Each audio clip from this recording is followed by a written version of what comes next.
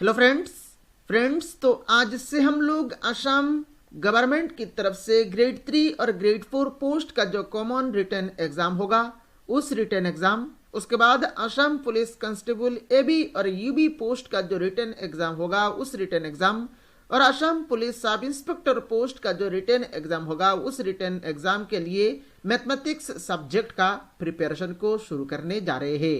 Friends, यहाँ पर mathematics subject के अंडर में जितना भी टॉपिक्स है सारे टॉपिक्स का फुल प्रिपरेशन आप लोगों को इस चरण में कराया जाएगा। यहाँ पर हम लोगों ने ऑलरेडी रीजनिंग के ऊपर आप लोगों को एक वीडियो प्रोवाइड किया है और उस वीडियो को अगर आपने अभी तक नहीं देखा है तो इस वीडियो के नीचे आप लोगों को उस वीडियो का लिंक मिल जाएगा। आप उस लिंक के ऊपर क्लिक करके उस वीडियो को देख सकते हैं। फ्रेंड्स, इस चरण में आप लोगों को सिर्फ मैथमेटिक्स नहीं, सिर्फ रीजनिंग नहीं, एग्जाम में जितना भी सिलेबस है, मैथमेटिक्स हो, रीजनिंग हो, इंग्लिश हो, कंप्यूटर हो, जनरल नॉलेज हो, सभी सब्जेक्ट का फुल प्रिपरेशन कराया जाएगा। तो अगर आपने चैनल को अभी तक सब्सक्राइब नहीं किया तो सब्सक्राइब कर लीजिएगा। और फ्रेंड्स, ये वीडियो आप लोगों का मैथमेटिक्स का पहला वीडियो है, तो इस वीडियो को देखने के बाद वीडियो कैसा लगा नीचे कमेंट बॉक्स में कमेंट करके जरूर बताइएगा। तो चलिए आज का वीडियो शुरू करते हैं। पहला क्वेश्चन नंबर 1 में बोल रहा है, देखिए, what is the value of 14 plus 4 into 16 minus 16 divided by 2। ये जो एक्सप्रेशन दिया गया है इसी एक्सप्रेशन का वैल्यू क्या है हमें निकालना है। तो पहले तो यहां पर हम लोग क्वेश्चन को यहां पर नोट डाउन कर लेते हैं। 14 plus 4 into 16 minus 16 divided by 2। अब फ्रेंड्स, बहुत सारे स्टूडेंट्स यहां पर क्या करेंगे, डायरेक्टली कोई रूल नहीं लगा के डायरेक्टली सॉल्व कर लेंगे इस क्वेश्चन को और आंसर अल्टीमेटली गलत आंसर आएगा। यहां पर फ्रेंड्स इसी तरह का क्वेश्चन सॉल्व करने के लिए आपको यहां पर बदमाश रूल लगाना पड़ता है। बदमाश रूल लगा के ही आप लोगों को इसी तरह का क्वेश्चन सॉल्व करना है। तो यहां पर बदमाश रूल लगा के ही यहां पर हम लोग जब इस क्वेश्चन को सॉल्व करेंगे तब जाके यहां पर हमारा 100% करेक्ट आंसर आएगा। तो यहां पर बदमाश रूल कैसे लगाएंगे, देखिए, बदमाश का बी का मतलब होता है ब्रैकेट, तो यहां पर देखिए ब्रैकेट तो नहीं है। देन ओ का मतलब होता है ऑफ, तो यहां पर ऑफ नहीं है। देन डी का मतलब होता है डिवाइड, तो यहां पर देखिए डिवाइड है। तो पहले यहां पर हम लोग क्या करेंगे, इस डिविजन का काम करेंगे। So this is equal to 14 plus 4 into 16 minus 16 divided by 2 करेंगे तो यह आ जाएगा आपका 8। 16 डिवाइडेड बाई 2 कर लिया और 16 डिवाइडेड बाई 2 करने के बाद ये आ गया आपका 8। तो हम लोगों ने डिवीजन का काम कर लिया। नेक्स्ट देखिए एम मतलब मल्टीप्लिकेशन, यहां पर देखिए मल्टीप्लिकेशन है, तो यहां पर हम लोग नेक्स्ट स्टेप में हम लोग यहां पर मल्टीप्लिकेशन का काम करेंगे। This is equal to 14 plus 4 into 16 जब आप करेंगे तो यह आ जाएगा कितना, 64 माइनस 8। अभी हम लोगों ने मल्टीप्लिकेशन का काम भी कर लिया। नेक्स्ट क्या आ रहा है, देखिए नेक्स्ट आ रहा है ए मतलब एडिशन, तो यहां पर हम लोगों को एडिशन का काम करना है।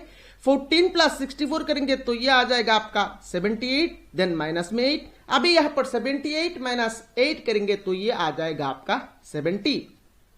तो ये जो एक्सप्रेशन है इस एक्सप्रेशन का फाइनल आंसर आ गया आपका 70। और 70 देखिए ऑप्शन डी में दिया गया है, तो इस क्वेश्चन नंबर 1 का करेक्ट आंसर हो जाएगा आपका 70। मेरे ख्याल से इस क्वेश्चन नंबर 1 का सोल्यूशन आप लोगों को समझ में आया होगा। फ्रेंड्स, यहां पर इस तरह के क्वेश्चन आप हमेशा यहां पर बदमाश रूल लगा के ही यहां पर सॉल्व करिएगा।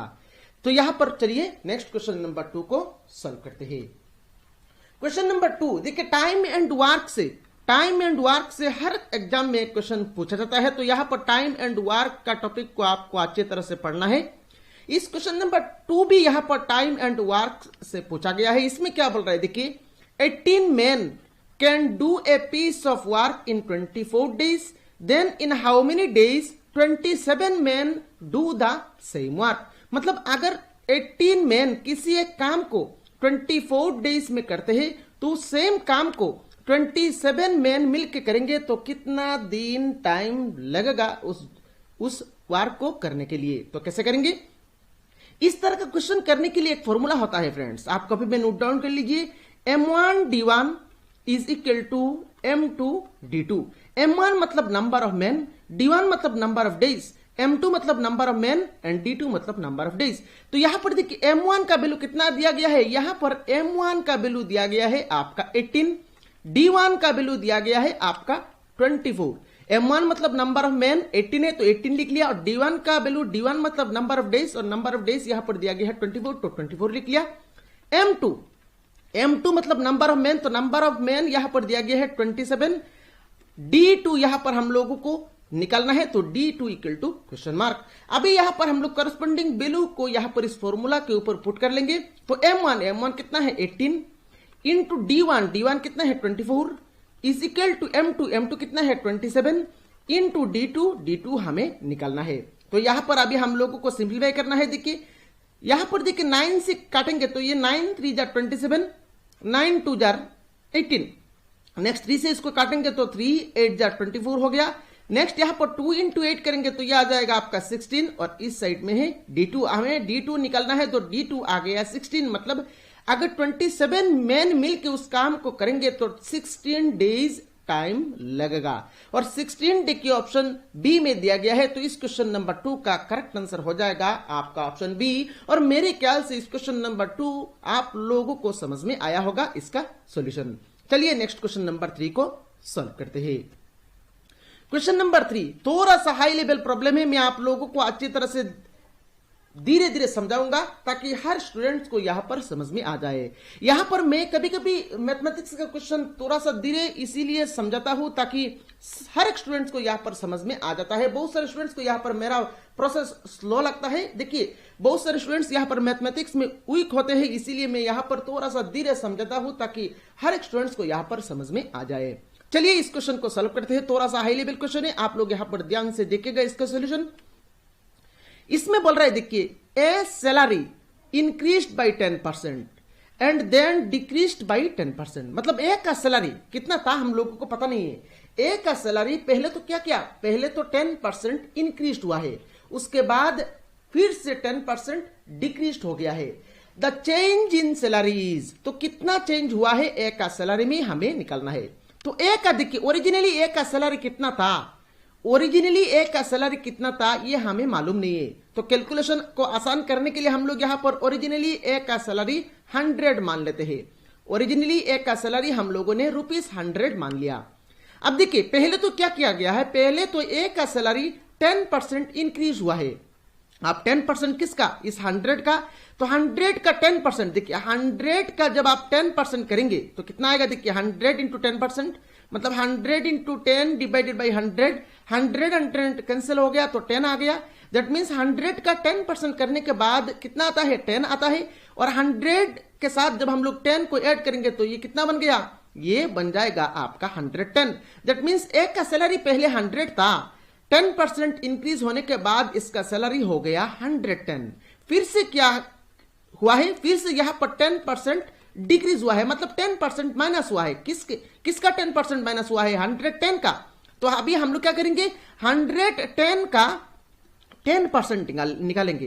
तो 110 का 10% देखिए 10% मतलब 10 डिवाइडेड बाई 100, 0 0 0 0 कैंसिल हो गया तो ये क्या आ रहा है, देखिए यहां पर 11 आ रहा है।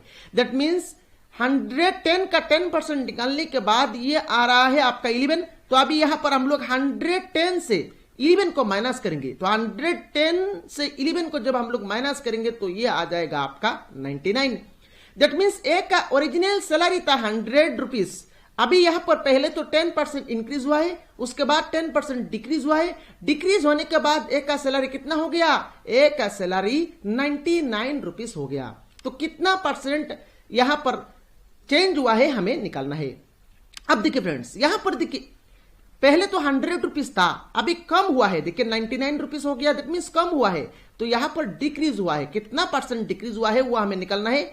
तो कितना परसेंट डिक्रीज हुआ है वो निकालने के लिए ऊपर में हम लोग कितना रुपीस डिक्रीज हुआ है उसको लिखेंगे। देखिए कितना रुपीस डिक्रीज हुआ है, पहले तो 100 रुपीज था, अभी कम होके यहां पर कितना हो रहा है, 99 रुपीज हो रहा है। तो कितना रुपीस डिक्रीज हुआ है, 1 रुपीज डिक्रीज हो रहा है। तो ऊपर में हम लोगों ने 1 लिख लिया, और नीचे ओरिजिनली कितना सैलरी था, ओरिजिनली कितना था 100, तो नीचे हम लोग लिख लेंगे 100 और परसेंटेज निकालने के लिए इंटू में कर देंगे 100।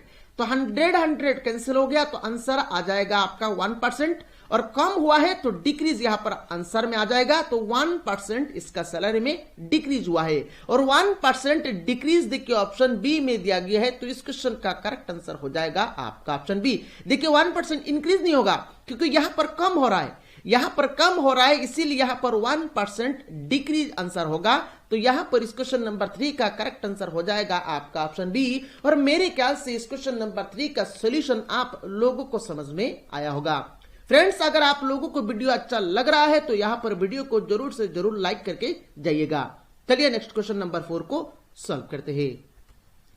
क्वेश्चन नंबर 4 में बोल रहे हैं देखिए the next number in the series. यहां पर हमें एक नंबर सीरीज दिया गया है, इस नंबर सीरीज का नेक्स्ट नंबर कौन सा आएगा हमें निकालना है।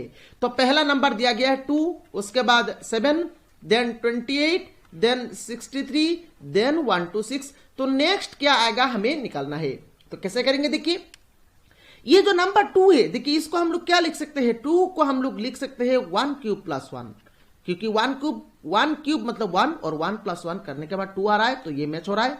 7 को हम लोग क्या लिख सकते हैं, देखिए 7 को हम लोग लिख सकते हैं 2 क्यूब माइनस 1, 2 क्यूब मतलब 8, 8 माइनस 1 7 मैच हो रहा है। देन 28 को हम लोग क्या लिख सकते हैं, 28 को हम लोग लिख सकते हैं 3 क्यूब प्लस 1, क्योंकि 3 क्यूब होता है आपका 27 और 27 प्लस 1 28 मैच हो रहा है। देन 63 को हम लोग क्या लिख सकते हैं 4 क्यूब देखिए 4 क्यूब 64 और माइनस 1 करने के बाद यहां पर 63 आ रहा है, तो 4 क्यूब माइनस 1 लिख लिया। देन 126 को हम लोग क्या लिख सकते हैं 5 क्यूब, देन 5 क्यूब मतलब 125 प्लस 1 करने के बाद 126 आ रहा है, मैच हो रहा है। देखिए पहला नंबर किस तरह से हम लोगों ने लिखा है 1 cube plus 1, then 2 cube minus 1, then 3 cube plus 1, then 4 cube minus 1, then 5 cube plus 1। तो नेक्स्ट नंबर जो आएगा वो क्या होगा, वो 6 क्यूब होगा और plus 1 minus 1 plus 1 minus 1 plus 1, तो यहां पर क्या होगा माइनस 1 होगा। अब 6 क्यूब होता है आपका 216 माइनस 1, अब 216 माइनस 1 करेंगे तो ये आ जाएगा आपका 215 और 215 देखिए ऑप्शन ए में दिया गया है। तो इस क्वेश्चन नंबर 4 का करेक्ट आंसर हो जाएगा आपका ऑप्शन ए। मेरे ख्याल से इस क्वेश्चन नंबर 4 का सॉल्यूशन आप लोगों को समझ में आया होगा। थोड़ा सा हाई लेवल क्वेश्चन था, यहां पर आप लोगों को इसी क्रम में ही यहां पर इसी पैटर्न को ध्यान में रखते हुए आप लोगों को एग्जाम में आंसर करना है। मैं आगे जाके यहां पर बहुत सारे वीडियो आप लोगों को प्रोवाइड करूंगा, पूरा सिलेबस को यहां पर कवर करके वीडियो आप लोगों को प्रोवाइड करूंगा। चलिए नेक्स्ट क्वेश्चन नंबर 5 को सॉल्व करते हैं। क्वेश्चन नंबर 5 भी देखिए यहां पर टाइम एंड वर्क से पूछा गया है, काफी इंपॉर्टेंट टॉपिक है। यहां पर इस टॉपिक को आप लोगों को अच्छी तरह से पढ़ना है, हर एग्जाम में 2 से 3 क्वेश्चन इसी टॉपिक से मिल जाता है। चलिए इस क्वेश्चन को कैसे करेंगे देखते हैं। इस क्वेश्चन नंबर 5 में बोल रहे हैं देखिए A can do a piece of work in 12 days and B can do it in 24 days. मतलब ए किसी एक काम को 12 डेज में करता है एंड बी उसी सेम काम को 24 डेज में करता है। They started the work together, दोनों ने एक साथ काम करना शुरू किया। Calculate the number of days to complete the work, तो अगर दोनों एक साथ करेंगे तो कितना दिन में उस सेम काम को करेंगे हमें निकालना है। तो कैसे करेंगे, देखिए इस तरह का क्वेश्चन कैसे करेंगे मैं शॉर्ट ट्रिक की मदद से आप लोगों को समझाऊंगा। यहां पर दिया गया है देखिए ए किसी एक काम को 12 डेज में करता है, बी सेम काम को 24 डेज में करता है। तो अगर दोनों ए प्लस बी दोनों मिलकर करेंगे तो कितना दिन में कंप्लीट करेंगे वो हमें निकालना है। तो कैसे करेंगे, पहले तो यहां पर हम लोग 12 और 24 का एलसीएम ले लेंगे। तो 12 और 24 का एलसीएम कितना आएगा 24 आएगा, और इस 24 का ये जो 12 और 24 का एलसीएम लेने के बाद 24 आया है, इस 24 को हम लोग क्या मानेंगे, इस 24 को हम लोग टोटल वर्क मान लेंगे। दैट मीन्स हमारे पास टोटल वर्क 24 यूनिट्स है। ठीक है, ए किसी एक काम को 12 डेज में करता है, बी उस सेम काम को 24 डेज में करता है। हम लोग यहां पर शॉर्ट ट्रिक की मदद से यहां पर सॉल्व कर रहे हैं। पहले तो यहां पर हम लोगों ने 12 और 24 का एलसीएम ले लिया। 12 और 24 का एलसीएम आया है 24। इस 24 यूनिट्स को हम लोगों ने टोटल वर्क मान लिया। अब देखिए ए इस 24 यूनिट्स काम करने के लिए 12 डेज लगाता है। ए इस 24 यूनिट्स काम करने के लिए 12 डेज लगाता है, तो ए एक दिन में कितना यूनिट्स काम करेगा 24 डिवाइडेड बाई 12, 24 डिवाइडेड बाई 12 करेंगे तो ये आ जाएगा आपका 2 यूनिट्स। मतलब ए एक दिन में 2 यूनिट्स काम करेगा। सिमिलरली देखिए बी इस 24 यूनिट्स काम करने के लिए 24 डेज टाइम लगाता है, तो बी एक दिन में कितना काम करेगा 24 यूनिट्स डिवाइडेड बाई 24 करेंगे तो ये आ जाएगा 1 यूनिट। तो ए एक दिन में 2 यूनिट्स काम करता है, बी एक दिन में 1 यूनिट काम करता है। अब देखिए, तो ए और बी दोनों मिलके एक दिन में कितना यूनिट्स काम करेंगे? ए और बी दोनों मिलके एक दिन में देखिए 2 यूनिट्स प्लस 1 यूनिट मिलके 3 यूनिट्स काम करेंगे। ए और बी दोनों मिलके अगर उस काम को करेंगे तो दोनों मिलके एक दिन में 3 यूनिट्स काम करेंगे। अभी करना कितना है? करना है 24 यूनिट्स। तो 24 यूनिट्स काम करने के लिए कितना दिन टाइम लगाएंगे ए और बी? 24 डिवाइडेड बाई 3, तो यहां पर आ जाएगा आपका 8 डेज। और 8 डेज देखिए ऑप्शन ए में दिया गया है, तो इस क्वेश्चन नंबर 5 का करेक्ट आंसर हो जाएगा आपका ऑप्शन ए। मेरे ख्याल से इस क्वेश्चन नंबर 5 का सॉल्यूशन आप लोगों को समझ में आया होगा। तो फ्रेंड्स, आज का वीडियो में इतना ही। आज का वीडियो कैसा लगा नीचे कमेंट बॉक्स में कमेंट करके बताइएगा। वीडियो को लाइक करिएगा और वीडियो को अपने सारे फ्रेंड्स के साथ शेयर भी करिएगा। Thank you friends for watching this video.